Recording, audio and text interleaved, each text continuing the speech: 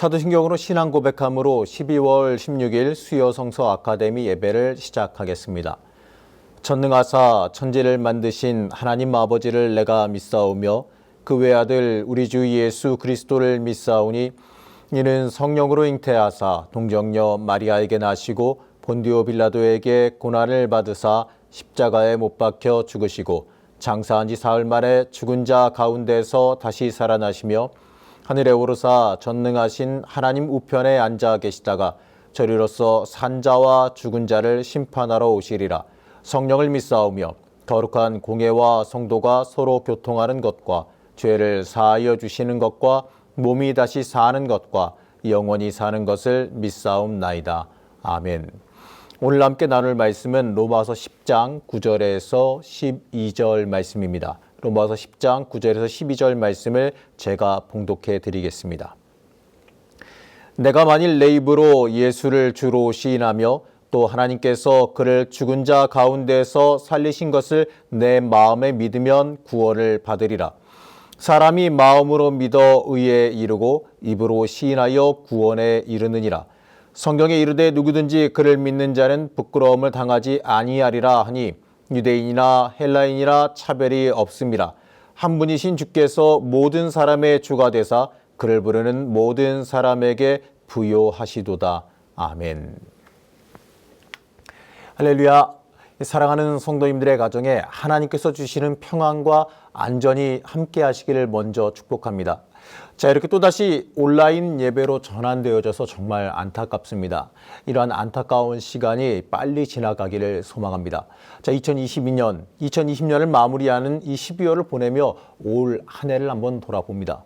자, 돌아보면 이 특별하게 생각나는 것은요, 코로나와 이 온라인 예배가 대부분을 차지합니다. 자, 올 한 해는 무엇인가를 해보려고 해도 할 수 있는 것이 없고 또 익숙하지 않던 이 영상 예배에 힘을 기울일 수밖에 없었습니다. 자, 그래서 많은 사람들이 말하기를 이제 교회의 개념이 예배의 장소의 개념이 바뀔 수도 있다라고들 말하지요. 자, 과거에서도 이 미래에 대한 예측을 하면서 많은 논란들이 있었지만 피치 못하게 예배의 장소가 이 온라인이라고 하는 이 특별한 공간이 되다 보니까 그러한 논란이 이제는 현실화되어졌습니다. 오늘만 해도 이 각자의 이 삶의 자리에서 이 컴퓨터나 이 모바일 기기를 통해서 저와 소통하고 계시기 때문에 그렇습니다. 자, 이렇게 개념이 변하는 것도 좋습니다. 문명의 발전에 맞춰 모든 것이 변하기 마련이기 때문입니다. 자, 그런데 중요한 것은요, 이것과 동시에 우리의 본질이 흔들리고 있다는 거지요. 자, 다른 사람들에게 보여지지 않으니 대충 해도 된다라고 하는 유혹에 빠집니다. 기본적인 헌금이나 예배 영상 확인 정도로 충분하다 여긴다는 거죠. 그러나 이러한 이 온라인 시대가 저는 더 두렵게 다가옵니다. 하나님과 나와 1대1의 신앙 관계가 되어지기 때문에 그렇습니다. 사람이야 속인다고 할지라도 어떻습니까? 하나님은 속일 수가 없습니다. 자, 여러분에게 질문 하나 드리겠습니다. 자, 우리가 흔히 말하는 믿음 좋다. 우리가 흔히 말하는 이 믿음 좋다라는 말의 의미가 무엇입니까? 이 교회 일이 열심히 참여하면, 이 교회 일에 열심히 참여하면 그냥 믿음이 좋은 사람이겠습니까? 이 종교적인 행위가 이 믿음이 될 수가 없습니다. 이 참된 성도는요, 이 종교적인 행위도 열심히 행하겠지만 그 자체가 곧 믿음은 아니기 때문입니다. 자, 오늘 저는 여러분과 함께 과연 믿는다는 것, 이 믿음이라는 것이 무엇인지 한 부분이나마 함께 나누고 싶습니다. 자, 사도 바울은 이 믿음은 들음에서 나온다라고 말합니다. 자, 오늘 함께 읽은 이 로마서 10장 9절에서 10절 말씀을 제가 다시 읽어드리면 이렇습니다. 내가 만일 내 입으로 예수를 주로 시인하며 또 하나님께서 그를 죽은 자 가운데서 살리신 것을 내 마음에 믿으면 구원을 받으리라. 사람이 마음으로 믿어 의에 이르고 입으로 시인하여 구원에 이르느니라.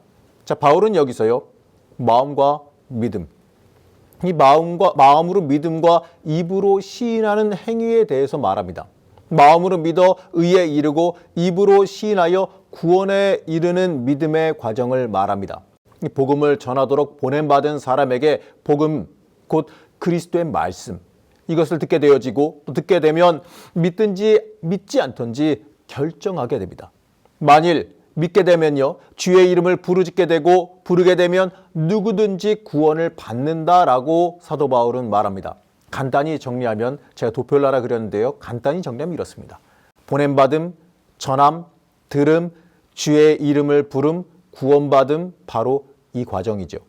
그래서 바울은요, 그러므로 믿음은 들음에서 나며 들음은 그리스도의 말씀으로 말미암았느니라 라고 로마서 10장 17절에서 말씀하고 있습니다.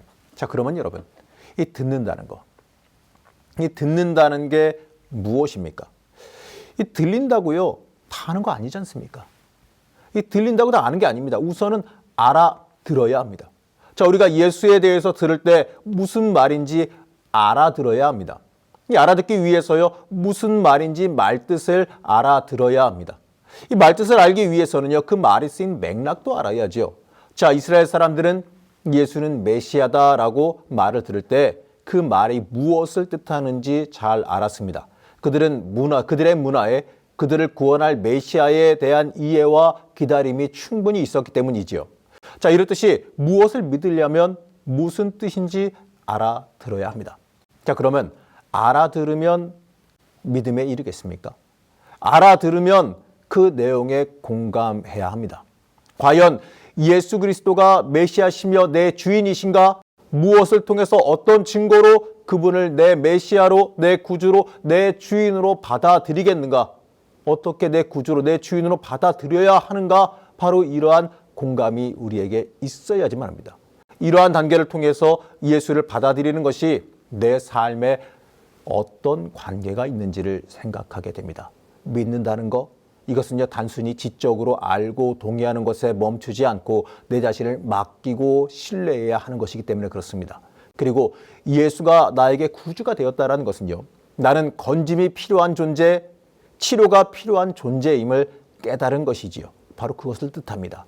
예수는 내 구주, 예수는 구주라는 이 메시지는요, 역사적인 사실에 대한 지식의 추가가 아니라 내 결단을 요구하는 명령입니다. 자, 이렇게 보게 되면요, 들음에서 믿음으로 넘어가기까지의 과정을요, 4단계를 거쳐서 설명할 수가 있습니다. 먼저 첫 번째는 예수에 대해서 알고 공감하고 또는 놀라고, 세 번째는 내용을 생각하고, 네 번째는 수긍하여 받아들이거나 거부 또는 무관심하게 된다. 이렇게 정리할 수가 있습니다.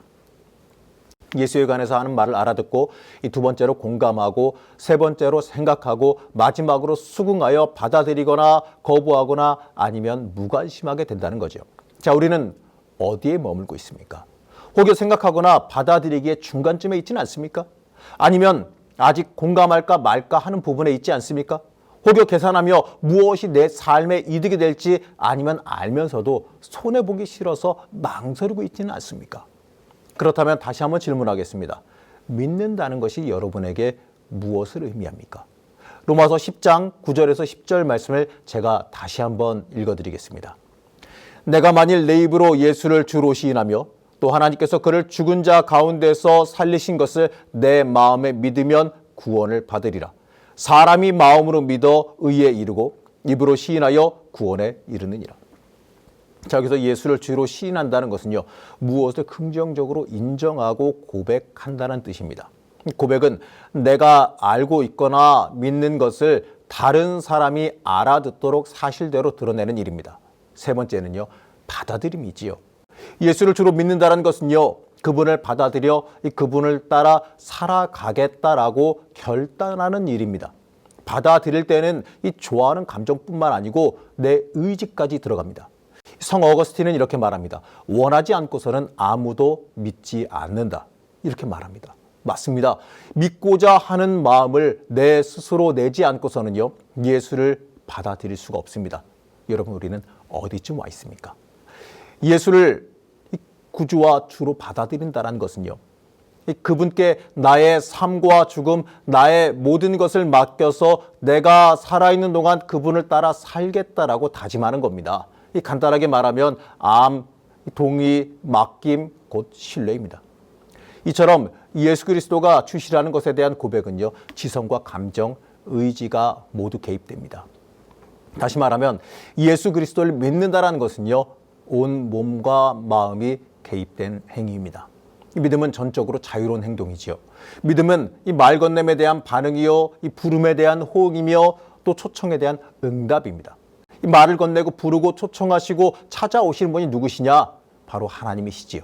믿음은 나를 찾으시고 나에게 찾아오시며 나를 방문하시는 그분, 그 하나님께 대한 응답이라는 겁니다. 자, 이처럼 믿음을요, 하나님께 대한 응답으로 보게 되어진다면 이 믿음은 믿는 순간뿐만 아니라 우리가 살아 숨쉬는 동안 지속되어야 되는 거 아니겠습니까? 그렇다면 이 믿는다는 것은요, 우리의 일상적인 삶과 도대체 어떠한 관련이 있겠습니까? 바울은 여러 곳을 통해서 이 아브라함을 통해서 말합니다. 갈라디아서 3장 9절 말씀을 보게 되면 이렇게 말씀합니다. 그러므로 믿음으로 말미암은 자는 믿음이 있는 아브라함과 함께 복을 받느니라고 말하고, 갈라디아서 3장 7절에서는 좀 더 확실하게 그런즉 믿음으로 말미암은 자들은 아브라함의 자손인 줄 알지어다라고 말합니다. 이제 로마서 4장 16절에서 이렇게 말하는데, 그러므로 상속자가 되는 그것이 은혜에 속하기 위하여 믿음으로 되나니 이는 그 약속을 그 모든 후손에게 굳게 하려 하심이라. 율법에 속한 자에게 뿐만 아니라 아브라함의 믿음에 속한 자에게도 그러하니 아브라함은 우리 모든 사람의 조상이라, 이렇게 말합니다. 자, 믿음에서 믿음을 통해서 아브라함은 모든이라 말합니다. 자, 그렇다면 이 아브라함의 믿음은 어떤 것일까요? 자, 무엇을 말해 아브라함이 믿었다라고 말할 수 있겠습니까? 자, 오늘의 우리의 삶에 이 아브라함의 믿음은 어떻게 적용되겠습니까? 히브리서 11장 말씀을 보게 되면 바울은 아브라함의 4가지 여정에 관한 그 믿음과 관련지어서 말합니다. 첫 번째로 보게 되면 갈대아 우르에서 부르신 부름에 응답해 떠난 사건을 말하고, 두 번째는 무별과 같이 자손을 주시겠다는 약속을 믿은 사건을 말합니다. 세 번째는 사라의 죽은 태에서 아들을 주시겠다는 약속을 믿은 사건을 말합니다. 네 번째는 이 모리아산에서 이삭을 제단에 바친 사건에 대해서 말합니다. 자, 첫째는 이 하나님께서 갈대아 우르에서 부르신 사건에 응답해서 나그네로 길 떠난 사건이고, 이 두 번째는 묵별과 같이 자손을 주시겠다고 하나님이 약속하셨을 때에 그것을 믿은 사건이고, 세 번째가 이 사라의 죽은 태아에서 이 아들을 잉태하게 되리라는 하나님의 약속을 믿은 사건입니다. 네 번째가 모리아산에서 이삭을 제단에 바친 사건입니다. 창세기 12장 말씀을 보게 되면 아브라함은 이 떠나라는 하나님의 말씀에 이렇게 응답합니다. 창세기 12장 4절 말씀입니다. 이에 아브라함이 여호와의 말씀을 따라갔고. 자, 하나님의 약속과 명령을 따른 순종입니다. 아무런 질문도 조건도 요구도 없이 하나님의 약속과 명령을 듣고 그것을 따라 행동했습니다. 창세기 15장에 하나님과 아브라함의 대화가 등장합니다. 여기에 아브라함은 하나님께 질문을 하지요. 창세기 15장 2절 말씀이 이렇게 말합니다. 주 여호와여, 무엇을 내게 주시려 하나이까? 나는 자식이 없사오니. 하나님이 큰 민족을 이루시고 복을 주시겠다라고 한다면 자신에게 아직 없는 이 아들을 주셔야 되지 않겠느냐라는 겁니다. 자, 요청의 포커스가 하나님의 약속을 이루기 위한 목적에 맞아 있습니다. 하나님은 여기에 대해서 무별들을 보면서 자손을 그와 같이 많이 주겠다라고 어떻게 보게 되면 뜬구름 잡듯이 약속을 하시지요. 그럼에도 불구하고 아브라함의 반응은 이러합니다. 창세기 15장 6절 말씀입니다. 아브라함이 여호와를 믿으니 여호와께서 이를 그의 의로 여기시고. 자, 아브라함이 하나님을 신뢰했고 미래를 그분께 맡깁니다. 하나님이 이 약속에 대해 신뢰하고 맡기는 행위를 하나님이 바로 의롭다라고 여기셨습니다. 창세기 17장을 보게 되면 세 번째 사건이 등장하게 되는데, 아브라함에게 언약을 맺으며 할례 예식을 치르라 명령합니다. 자, 그러며 그 가운데 하나님은 사라의 태를 통해 이삭을 주시겠다라고 약속하죠. 창세기 17장 23절에서 25절 말씀을 제가 읽어드리겠습니다. 이에 아브라함이 하나님이 자기에게 말씀하신 대로 이날에 그 아들 이스마엘과 집에서 태어난 모든 자와 돈으로 산 모든 자 곧 아브라함의 집 사람 중 모든 남자를 데려다가 그 포피를 베었으니, 아브라함이 그의 포피를 벤 때는 99세였고 그의 아들 이스마엘이 그의 포피를 벤 때에는 13세였더라. 자, 하나님께서 나이가 많아 생리학적으로 불가능한 약속을 하시지만 그래도 아브라함은 하나님의 명령을 수용해서 할례를 행합니다. 여기서 우리는요, 이 아브라함의 순종함을 다시 한번 봅니다. 자, 이제 이삭이 태어난 뒤에 하나님의 명령이 또 있습니다. 창세기 22장에 등장하는 우리가 잘 알고 있는 이삭을 바치라는 명령입니다. 이 사건의 특징은 어떤 약속도 없고 오직 명령만 있습니다. 아들을 바치라는 명령에 대해 아브라함은 어떤 질문도 물음도 요청하지 않습니다. 그저 침묵으로 순종합니다. 그가 한 일은요, 내가 여기 있나이다. 내가 여기 있나이다라는 하나님 앞에 자기를 내어놓는 모습을 보입니다. 아브라함은 하나님의 처분에 자신을 완전히 맡깁니다. 아브라함이 내가 여기 있나이다라고 응답할 때 그곳은 이제 더 이상 자신은 없습니다. 자기 주장은 없고 오직 하나님만 중심에 서 있습니다. 아들을 번제로 바치라고 하는 그 명령을 접할 때 아브라함은 자신을 완전히 버린 겁니다. 그 준비하는 모든 과정 중에도 아브라함은 더 이상 없습니다. 아브라함에게는 오직 받은 명령만이 있습니다. 그때에 하나님은 그의 행동을 멈추게 하십니다. 아브라함이 이삭조차도 마치 자기 것이 아닌 것처럼, 아니 마치 하나님 명령 외에 하나님 외에 아무것도 존재하지 않는 것처럼 행동함을 보고서요, 하나님은 아브라함이 자신을 참으로 경외하는 줄을 알았다라고 말씀합니다. 자, 여기서 우리는요, 아브라함의 믿음의 핵심을 보지요. 주여, 내가 여기 있나이다. 나를 당신이 원하는 대로 사용하여 주옵소서. 바로 이러한 태도입니다. 여기서 나 물론 존재합니다. 그러나 더 이상 자기를 주장하는 내가 아닙니다. 내 생각과 내 뜻을 주장하는 내가 아니라 하나님 앞에 내어놓은 나. 그래서 하나님이 주체가 되고 내가 그 부름에 응답하게 되는 나입니다. 여기서 나는 완전한 수동 상태의 나이지만 그럼에도 여전히 행동하는 나이지요. 부름에 응답하는 나, 하나님의 처분에 맡기고 따르는 종으로서의 내 자신입니다. 레비나스라고 하는 철학자는 이것에 대해서 굉장히 멋있는 말을 했는데 이 수동적 주체라고 말해요. 그러면 그런 나, 바로 그러한 모습이 어떻게 가능하겠느냐? 사도 바울은 이 부분을 이렇게 해석합니다. 히브리서 11장 9절 말씀입니다. 그가 하나님이 능히 이삭을 죽은 자 가운데서 다시 살리실 줄로 생각한지라. 죽은 태에서 이삭을 태어나게 하신 분이 이삭을 죽은 자 가운데서 다시 살리거나 아니면 새로운 자식을 통해서 하나님의 언약을 지키시리라는 그 소망을 가진 거 아니겠습니까? 하나님께 둔 소망, 자, 이것은요, 믿음을 지탱하게 해주고 이끌어주는 힘입니다. 자, 우리가 믿음장이라고 부르는 히브리서 11장은요, 처음부터 믿음과 소망을 연관시켜서 말합니다. 히브리서 11장 1절에 이렇게 말하지요. 믿음은 바라는 것들의 실상이요, 보이지 않는 것들의 증거니. 자, 믿음은 우리가 바라는 것들, 우리가 희망하고 소망하는 것들을 미리 가질 수 있도록 어떠한 근거를 제시해 주는 것이요, 우리가 아직 눈으로 보지 못한 것들을 미리 확증해 주는 겁니다. 이 보지 못한 것, 지금 가지고 있지는 않지만 소망하는 것을 미리 보고 미리 갖도록 해주는 것이 믿음입니다. 창세기 18장에서는 아브라함을 택하시고 그를 통해서 맺은 언약의 이유, 바로 그를 바로 그의 믿음의 이유를 이렇게 말씀하십니다. 창세기 18장 18절에서 19절 말씀입니다. 제가 읽어드리면 이렇습니다. 아브라함은 강대한 나라가 되고 천하 만민은 그로 말미암아 복을 받게 될 것이 아니냐. 내가 그로 그 자식과 권속에게 명하여 여호와의 도를 지켜 의와 공도를 행하게 하려고 그를 택하였나니 이는 나 여호와가 아브라함에게 대하여 말한 일을 이루려 함이니라. 아멘. 자, 이 말씀에서 하나님은 이 야훼의 길을 따라 걸어가게 하기 위함이라는 하나님 나라 삶의 근본 가치와 목적에 대해서 말씀하십니다. 자, 이 말씀은 구조상 이 소돔과 고모라를 멸하시겠다고 하는 말씀 직전에 등장합니다. 자, 소돔과 고모라. 이 소돔과 고모라 사람들의 삶과 전혀 다른 삶의 길을 하나님은 아브라함에게 기대하셨습니다.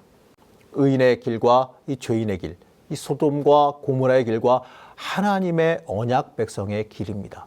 자, 이것은 아브라함 자손의 길과 아브라함의 자손이 아닌 사람들의 길의 차이입니다. 하나님이 원하시는 것은 의와 공도입니다. 공정하고 정당한 재판과 공정한 분배, 이 가운데서도 무엇보다 가난한 자와 힘없는 이들에 대한 배려를 자손들에게 가르치기를 하나님께서는 아브라함과 그의 자손들에게 기대하고 계셨습니다. 야훼의 길, 하나님이 원하시는 삶의 길이 바로 여기에 있습니다. 의와 공도, 이것이 야훼의 길이고 하나님이 원하시는 삶의 길입니다. 이 때문에 하나님은 아브라함과 아브라함의 자손을 택해서 자신의 언약 백성으로 삼으셨습니다. 그러므로 이 아브라함의 자손이 된다는 것은요, 의와 공도, 다시 말해 정의와 공의를 이 땅에서 실천하는 것이 됩니다. 그러지 않고서는요, 이름만 아브라함의 자손이요, 실제 내용은 잃어버린 사람에 불과합니다. 믿음은 바로 이러한 하나님의 길, 하나님께서 원하시는 길을 내 삶으로 받아들이는 것이란 말합니다. 그의 요청에 동의하고 공감하며 따라가는 길입니다. 믿음은 예수 그리스도 안에서 하나님의 부르심, 하나님의 요청에 대한 응답과 우리의 반응입니다. 자, 우리는 하나님과 인격적으로 만나야 한다라고 말하죠. 그러면 여러분, 인격적으로 하나님 만난다는 게 도대체 무슨 뜻입니까? 창세기 1장 26절에서 27절 말씀을 보면 이렇게 말씀하십니다. 하나님이 가라사대 우리의 형상을 따라 우리의 모양대로 우리가 사람을 만들고 그로 바다의 고기와 공중의 새와 육축과 온 땅과 땅에 기는 모든 것을 다스리게 하자 하시고, 하나님이 자기 형상 곧 하나님의 형상대로 사람을 창조하시되 남자와 여자를 창조하시고. 자, 우리가 하나님의 형상을 따라 창조되었다는 것, 바로 하나님의 품성과 속성을 닮았다는 것을 의미합니다. 바로 동물적인 본능이 아니라 하나님의 뜻을 바라보는 존재를 뜻하지요. 하나님과 인격적인 만남을 간단하게 말하면 주님과 내가 하나가 되어서 그가 내 안에, 내가 그 안에 있는 믿음의 상태를 뜻합니다. 주님과 함께 죽고 주님과 함께 부활할 것을 믿는 것이고, 내가 사나 죽으나 주의 것이라는 고백을 하게 된다면 그 고백의 동기가 되는 만남이 바로 인격적인 만남이라는 겁니다. 그 만남이 나를 믿음의 길로 들어서게 만들고 주를 위한 삶을 살게 만듭니다.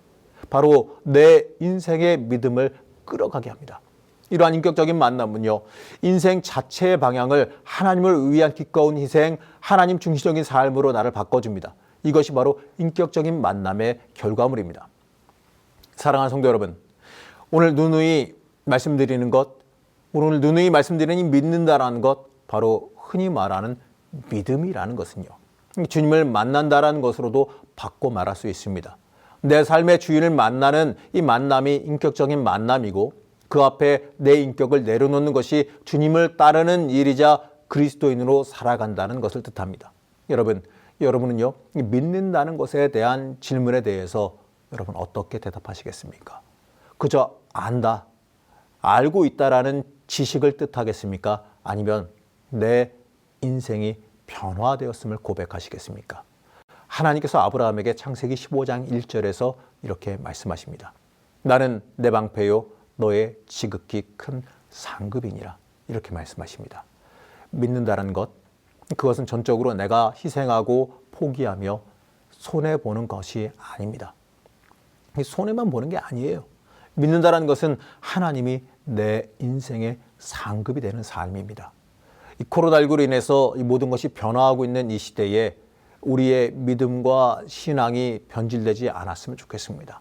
오히려 이 기회에 하나님과 1대1로 더 깊게 만나는 믿음의 역사가 있기를, 또 인격적인 하나님과의 만남이 있기를 축복합니다. 그럴 때 우리는 믿는다는 고백, 믿는다는 결단, 믿는 자로서의 합당한 삶이 이루어지기를 바랍니다. 참된 믿는 사람, 하나님을 위한 삶을 살아가시는 주의 자녀들 되시기를 이 시간 간절히 축복합니다. 잠시 기도하겠습니다. 우리를 이 시간도 사랑하시며 인도하시는 하나님, 이 어려운 시기에 우리가 더욱더 하나님의 사람으로 서기를 원합니다. 지식적인 믿음이 아니라 하나님과 인격적으로 만나고 변화하는 믿음의 사람이 되기를 원합니다. 성전에서 예배할 수 없어 하나님과 멀어지기 쉬운 이 시대 속에서 하나님께 더 가까이 다가가는 주의 자녀들이 되게 하시고, 삶 속에서 믿는 자로서 삶의 결과를 이루며 살아가게 하여 주시옵소서. 주를 위해 살아가는 삶이 우리 인생의 소망과 희망이 되게 하시고 성장하는 믿음의 자녀들이 되게 하여 주시옵소서. 거룩하고 존귀하신 예수님의 이름으로 간절히 기도드립니다. 아멘.